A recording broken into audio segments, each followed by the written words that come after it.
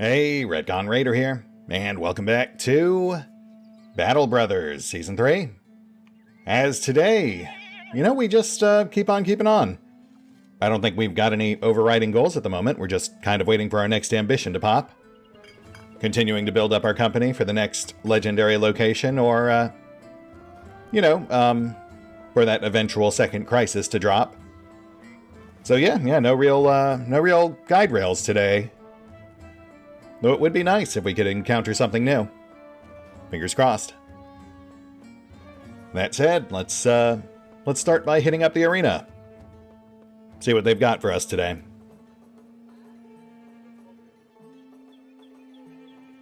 Ah, you're back.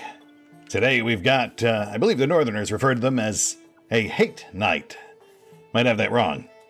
Don't tell the other arena masters I said this about northern trash, but this knight is one of the most dangerous men I've seen come through here.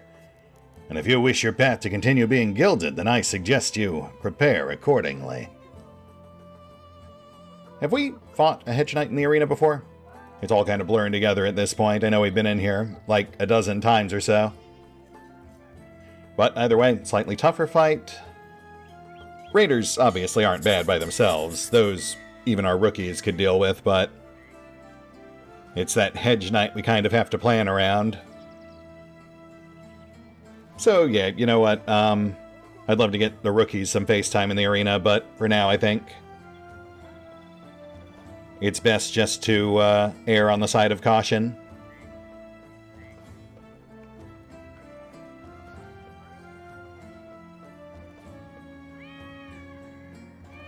As you wait your turn, the crowd's bloodlust crawls through the dark, sheets of dust falling from above. The stomps of feet thunderous. They murmur in anticipation and roar at killings.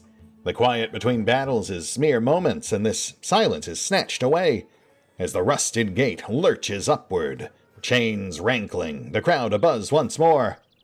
You step out into the light, and so thunderous is the noise against your heart, he could surely yet spur a dead man forth. To those who are about to die, etc., etc. Oh, that's not so bad.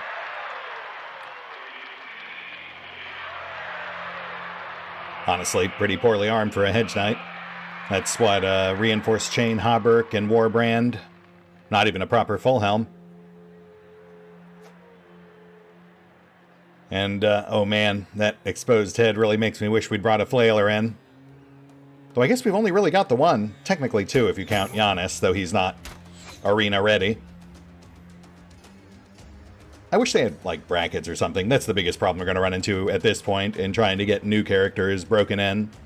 The arena scales, much like other combat encounters throughout the world, so at this stage, it's much more dangerous to toss new meat into the pit. Rax attacks first. Crescent axe biting deep, cleaving through reinforced chain.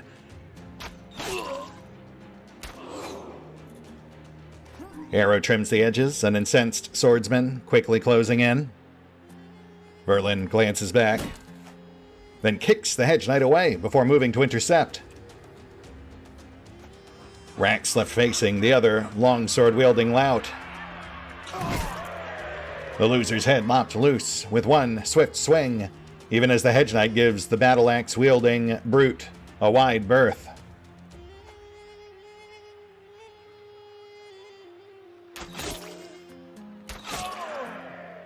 Bowman groups two more shots into the hulking hedge knight's chest. Even as Verlin finishes off the last ne'er-do-well on the north. And the hedge knight falls last, the battle finally taken to a head. The Raiders stand victorious and largely unscathed. And life goes on. The fleeting moment of entertainment over, the Raiders return to their usual daily business. And the dead, well, they're dead, so who cares? They certainly don't, because they're dead.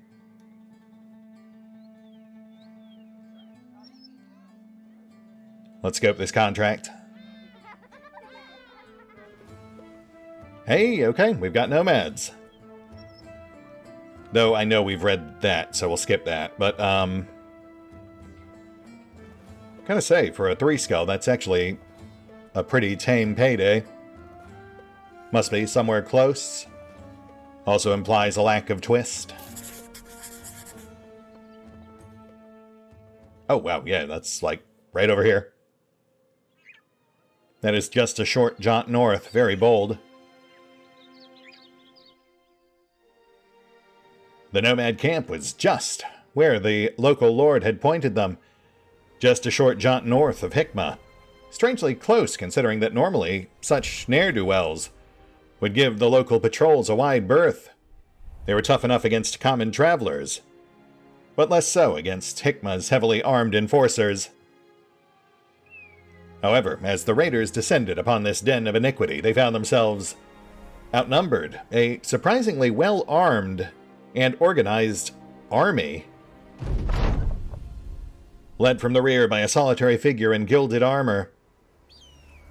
Captain, Hero grunted, slanting his gaze toward the south.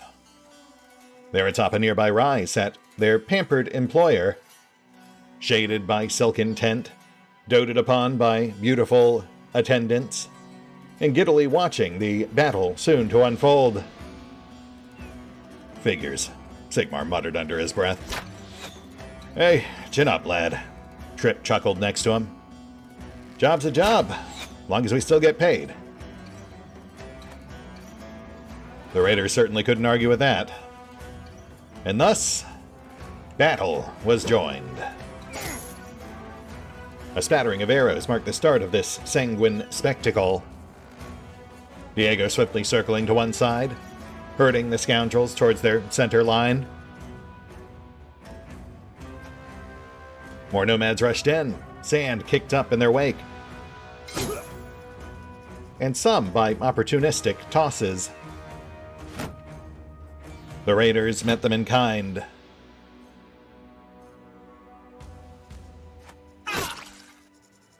Malafnoy moved up, cleaving the leather cap off a particularly confident cur.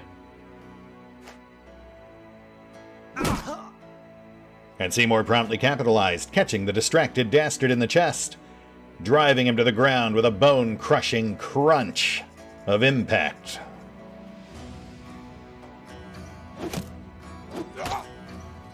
A spearman on south staggered, arm impaled.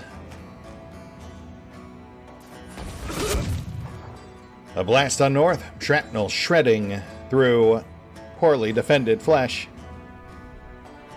And thence came their leader, Haroun, the Prince of Sands. Curiously clad in gilded armor, not dissimilar to that worn by the militiamen of Hikmah. A funny coincidence, that. And the rest of the raiders advanced, eyeing the gilded figure in center, framed by the battle raging around him. A line of archers at his back, the one now staggered, a black-fletched arrow buried deep between his ribs, and random dispensed incensed violence. The crunch of cartilage heralding the sudden rush of blood from sundered sinus. And Seymore likewise caught another cad unawares. A swift strike of his blade cutting deep, calf muscles cut, as the howling poleman fell halfway to the ground. The nomads, however, continued to fight on despite their early bloody losses. The gilded figure at their center, somehow seeming to inspire more fear in their hearts than the raiders they currently faced. Another blast on north. A sundered swordsman sank to the sands and did not rise. The spearman on south suffering a similar fate. Javelin jutting through.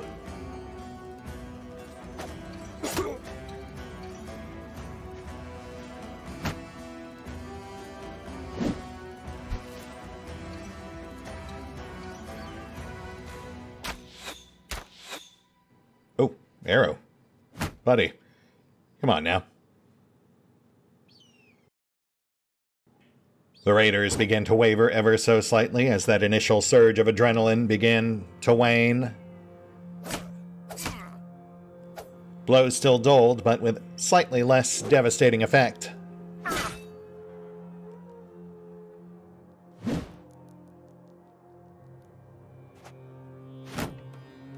And finally, now seeing his foes beginning to flag, Harun, the Prince of Sand, stepped in.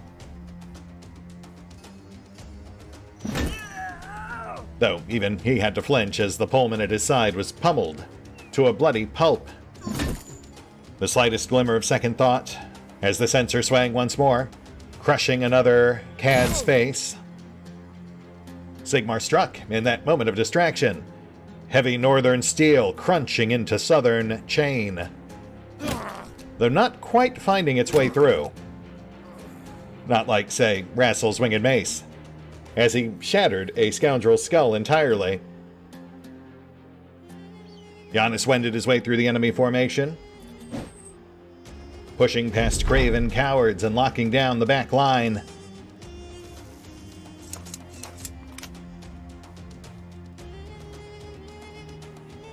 Mark reloaded, then repositioned.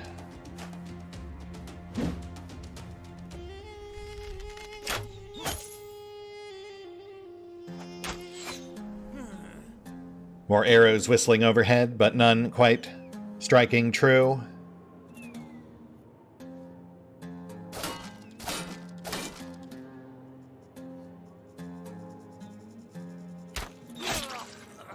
Bowman, however, fires with much greater precision. The first archer falls. Two others staggering as arrows find their mark.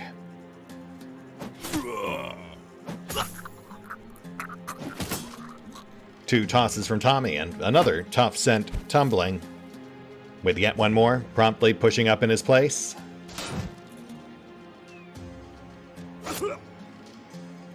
Diego dashed another down.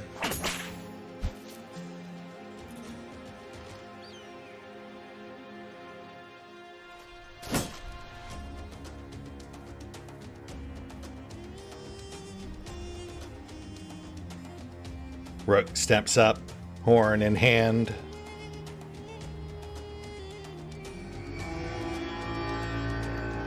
But Mal finds himself too beleaguered to pay much mind.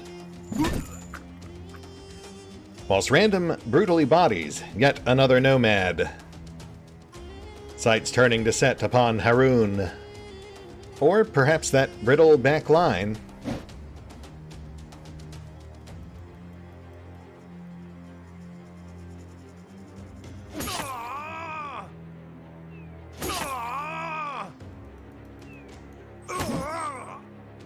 Mal hacks an axe-wielding hex, cap half off.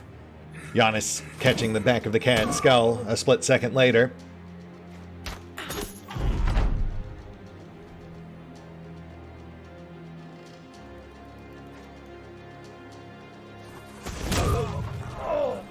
A shroud of shrapnel tears through center. Two more nomads torn asunder.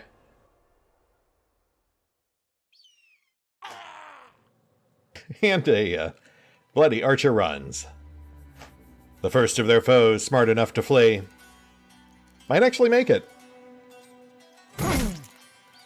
Though Harun, the self-titled Prince of Sands, most certainly will not.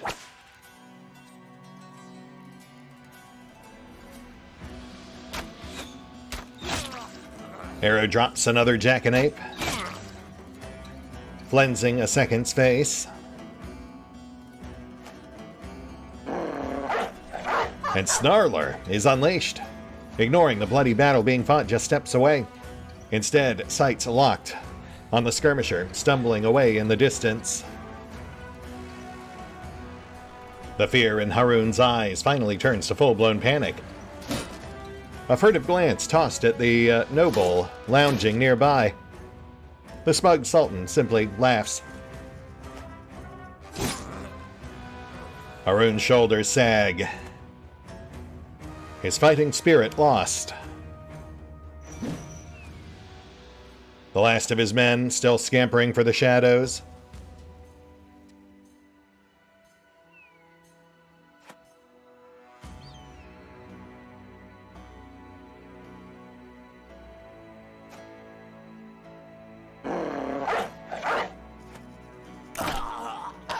But then he falls. Must have been the wind.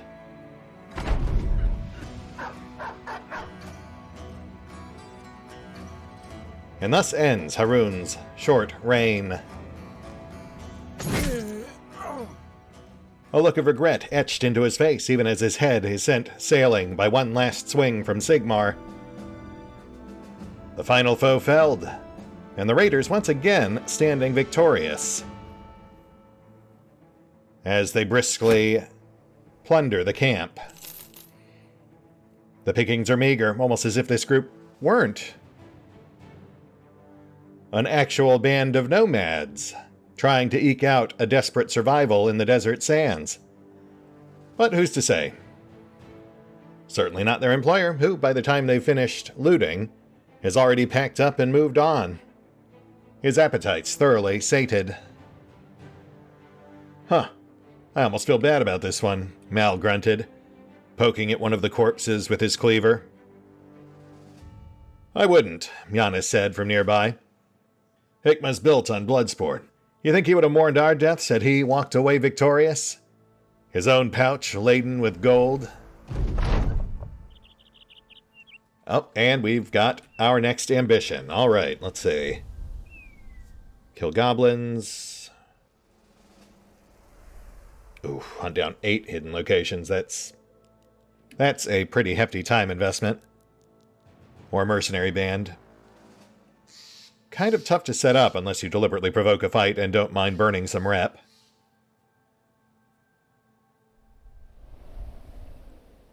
Nah, we'll go with the easy one, relatively speaking. We do still need a potion for goblin shamans and overseers, so given that we know where goblins are located now, yeah, we can work with that. The raiders return to Hikma, quickly collect their pay, and then hunker down. No injuries to treat. No arena battle in offing.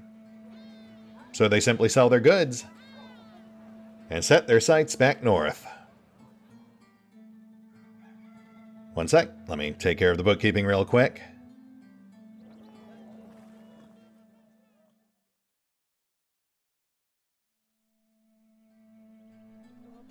And we're back. All right.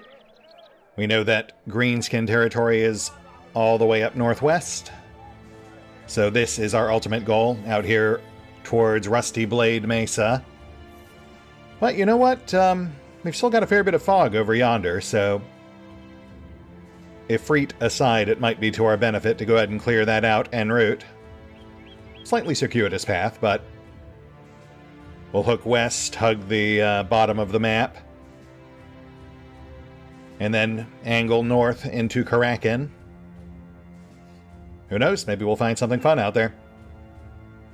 It is largely untouched territory.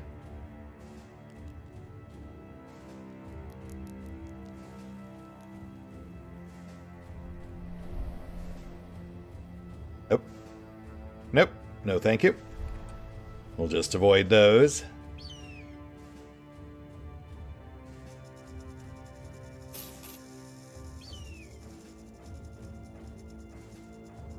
More tracks. Yeah, we'll angle a bit north. Want to fill out this chunk anyway. I'm hoping for snakes or hyenas, perhaps. Oh, nope. Oh, nope. That's our other group of Ifrit. Ooh, and the ruins of Kragenheim. That is a very specific name, though it looks like a generic stronghold. Either nomads or ancient undead, so we should prepare accordingly. Given this thing's probably been marinating for at least 100 days, we might be in for a bit of a fight. Also, it's nighttime, so we should keep that in mind. As the raiders once again made their way across the endless sands, they trekked in dead of night, the crisp and unexpected cold biting at their flesh, sand crunching underfoot. But as bitter as the cold might be, it was still preferable to the scorching rays of the ceaseless sun. though they'd be traveling in that as well soon enough. Their travels, however, became a bit erratic, as the occasional rise and rumble of distant Efreet forced them to detour on more than one occasion, eventually leading them to the crumbling ruins of Kragenheim. And knowing not what might lie within, the raiders girded their loins, readied their finest weapons, and carefully skulked forward. Oh, snap, and we've got Ancient Honor Guard, finally! As the raiders cautiously stalk amidst the sand-strewn ruins, they soon come across a curious sight. A series of moldering bronze statues, standing in eternal vigil amidst buildings otherwise long toppled. Fascinating, Rook utters, as he gazes upon these ancient marvels. Unlike anything we found in other ruins thus far. His eager musings are interrupted by the creak of ancient bronze, as the first of the many figures turns its helmed head toward the living interlopers, and then sand pouring from the seams of their ancient armor. The honor guard turns as one, the formation slowly but steadily bearing down upon these intruders.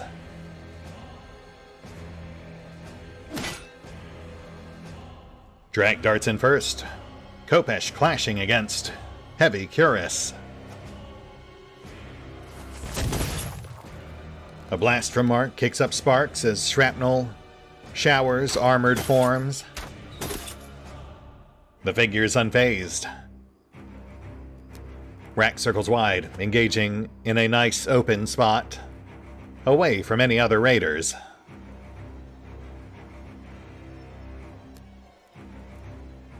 Alois steps up on south. Another scattershot blast. The bronze-clad behemoths barely budged.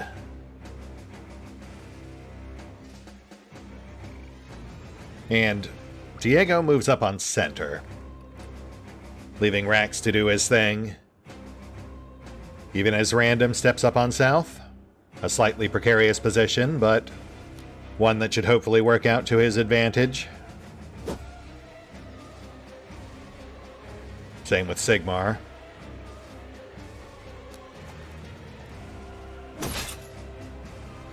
Their position swiftly reinforced by Mal and Verlin. With such risks rounding things out, hammer at the ready. And the raiders set in, Drakiith promptly using his Khopesh to peel one open like an oversized tin can. Decrepit bones exposed beneath. A fragile core to the otherwise heavily clad colossi. And Rax readied his axe, posture low. A devastating swing clashing across a figure and two moldering shields. Biting deep, but not deep enough. Seymore finding similar success, even if just partial. Random the same. Bronze armor battered, but not entirely broken.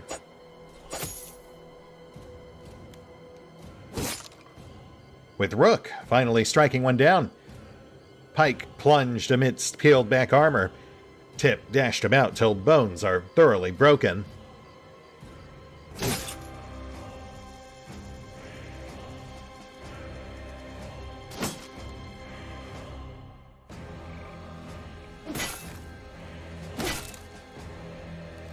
Bit by bit, the raiders continue to chip and chew away at ancient armor.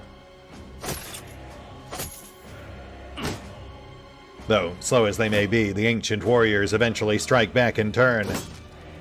Most blows turned aside, but a few peeling away at the raiders' armor as well. Scoring flesh beneath, though as of yet, none too deep.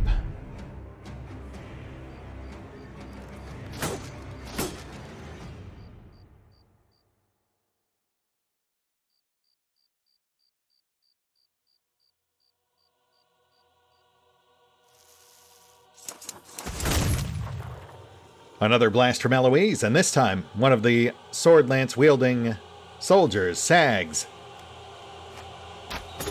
Its brittle bones no longer capable of supporting the weight of its heavy armor,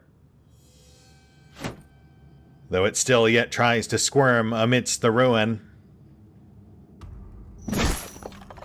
Random strikes another one down, sensor bashing bones and bronze to bits. Seymore hesitates, noting the vicious vapors left in its wake. Opting to angle south instead.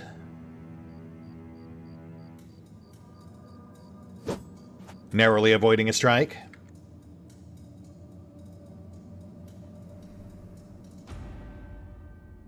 The rest of the raiders likewise conflicted.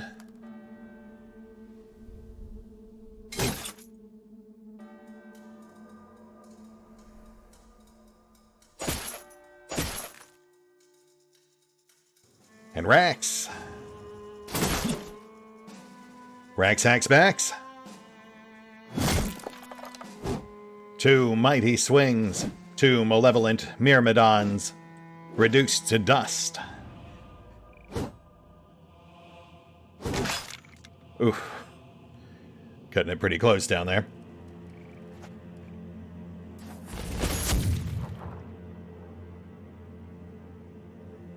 Mal circled wide. And the raiders advanced, eager to finish this fight.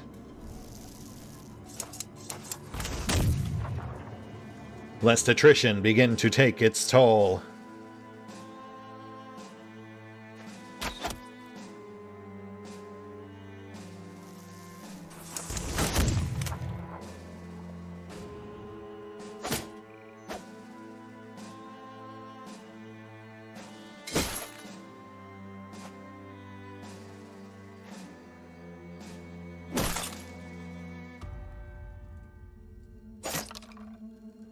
A precision thrust, a spine severed, and Verlin pushed past the last of the honor guard on south. Seymore swiftly rushing past, sword raised and ready.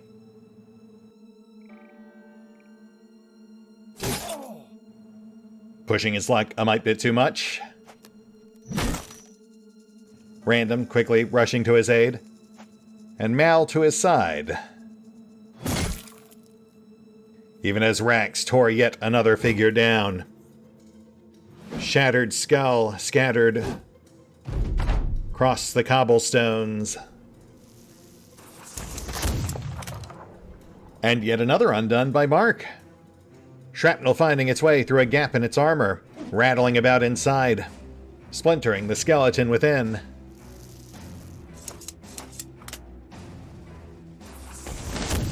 Oh, sorry. He's fine.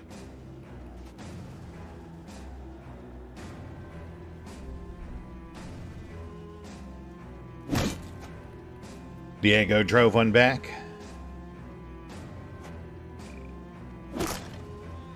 Cetrus swiftly stepping up behind, a swing of his hammer, driving it clattering to the ground.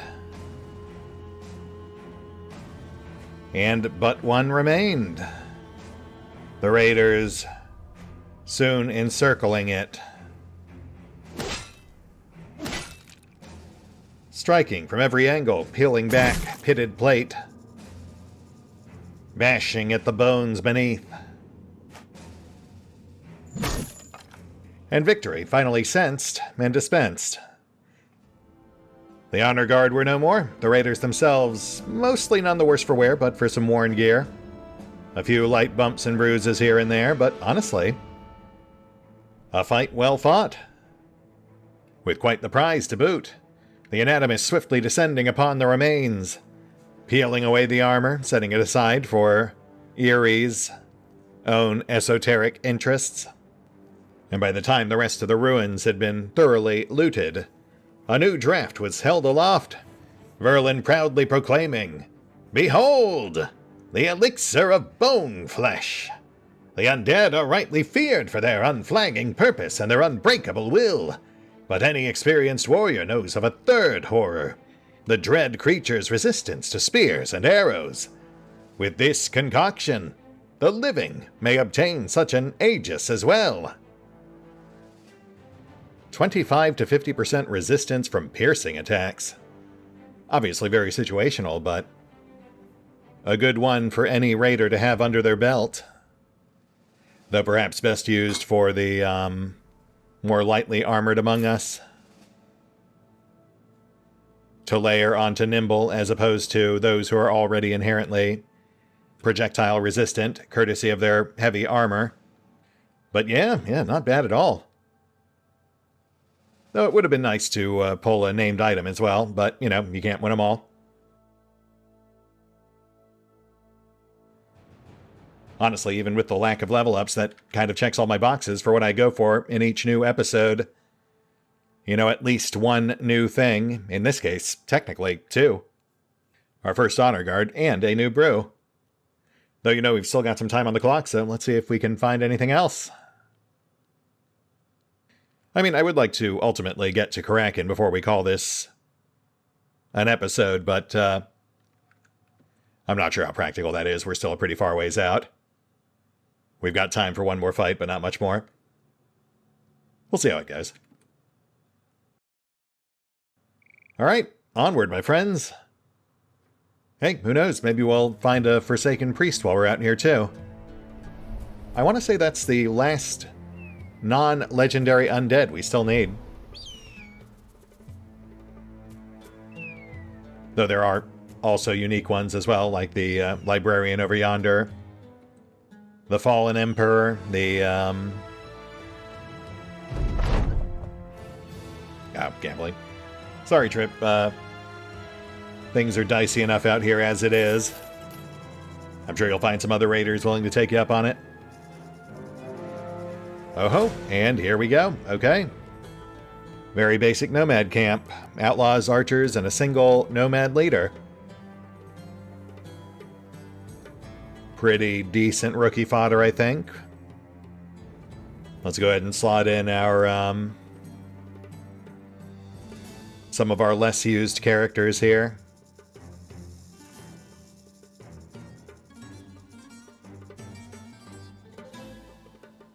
Yeah, gotta make room for Seymore. That is literally our lowest level recruit right now, so we don't want him sitting this one out.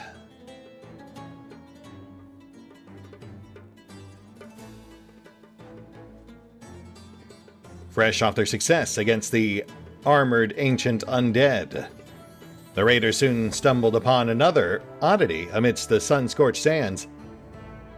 Though they breathed a sigh of relief as this time their scouts came back with reports of mere nomads, lowly bandits, these ones genuine, hidden as they were far from the prying eyes of well-patrolled trade paths.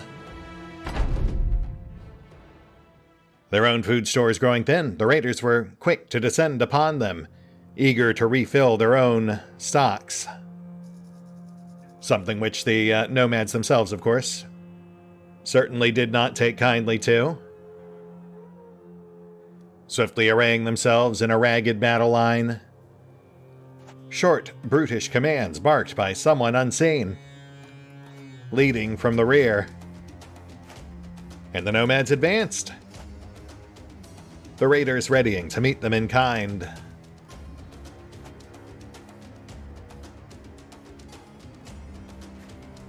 And there strode this particular pack's erstwhile leader, Hakan the Silver Mace.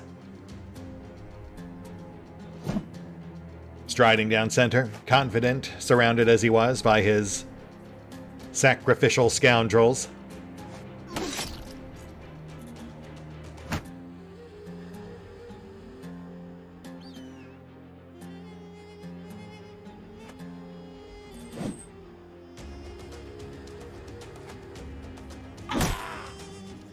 A telling blow struck by Seymore, fingers crushed neath flanged mace.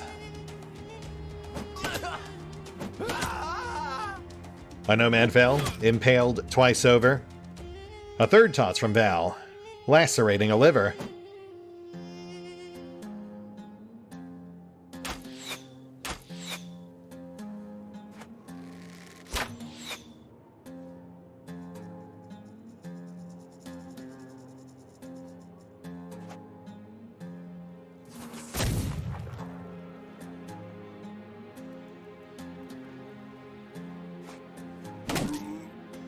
Ratzel swung wide, hitting a hammer upside the head.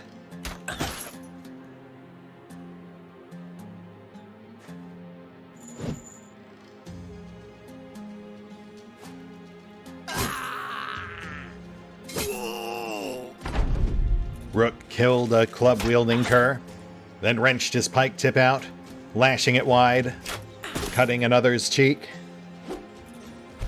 A pattering of arrows and handfuls of sand, tearing armor and gritting teeth.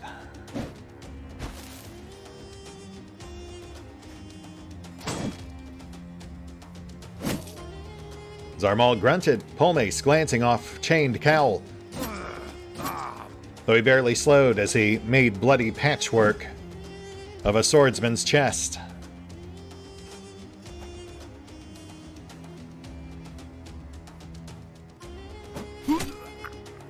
Val murdered the mauler, then killed the clubber as well.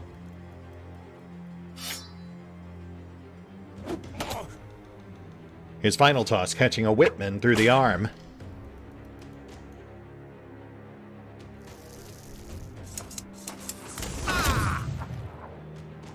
Alois shredded the Whitman's leg. An arrow finally put him down. A follow-up shot, hobbling the Pullman behind.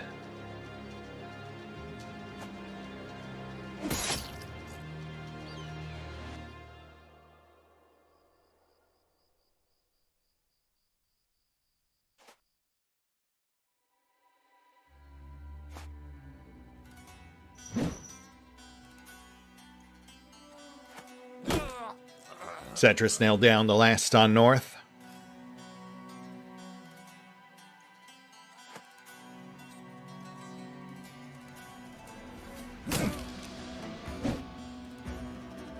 Rassel holding Hakan at bay.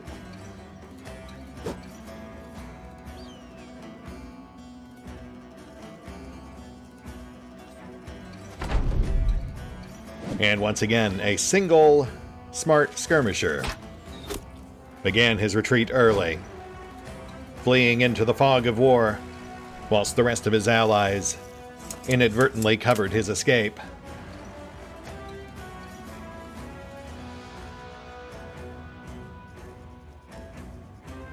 Zarmal began weaving his way towards Hakan, eyeing that gleaming armor.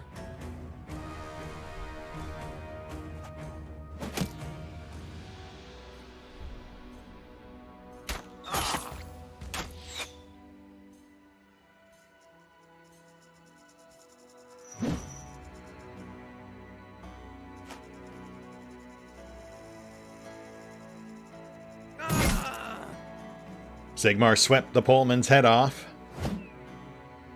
though his follow-up swing found less success.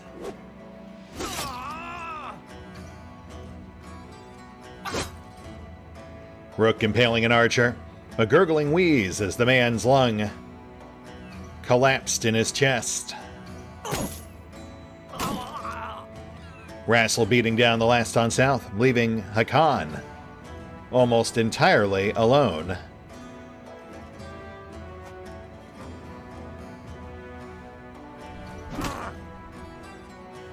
Cetrus cracked some ribs, driving another archer staggering sideways,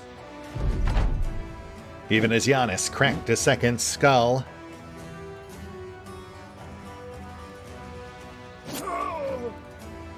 And Zarmal moved in, blade biting deep and promptly breaking the Nomad Chieftain's will.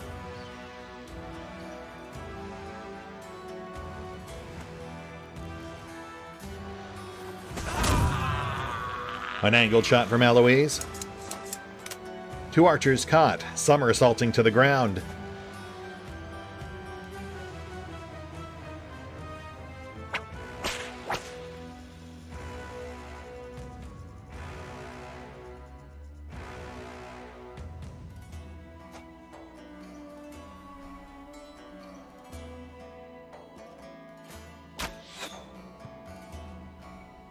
Knives out.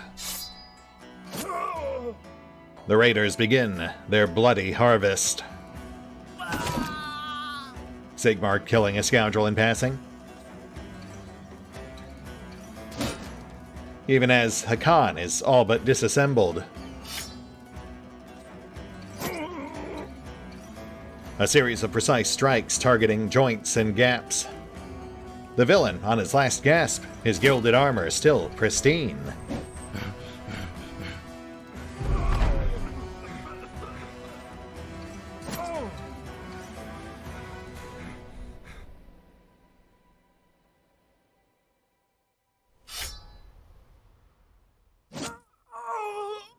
And Random strikes the final blow, skinning knife buried deep. Even as Val fells the last. Wow, and still no level ups. At the very least, we did pull Hakan's armor. That's a sweet 1,000 gold. Well, at full price, which obviously we won't get, but still.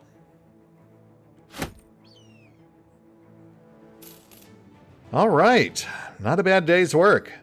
Would have been nice if we'd gotten a better event than gambling, but you know, that's just how it goes. Better a neutral event than a bad one. That said, as much as I'm loath to do it, I think we are going to have to call it here.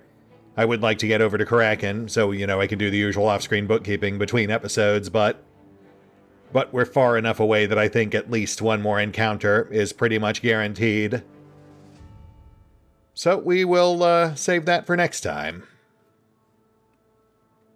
We'll hit the pause button for now. I'll take care of some off-screen bookkeeping, basically just tagging items for repair, shuffling our formation, and yeah, we'll pick up here next time. Not sure if there's really any other notable locations out here to find. I think it is just the ancient library and the various holy war locations, but I guess we'll find out. There's not much Fog of War left, so it's only a matter of time. See you then.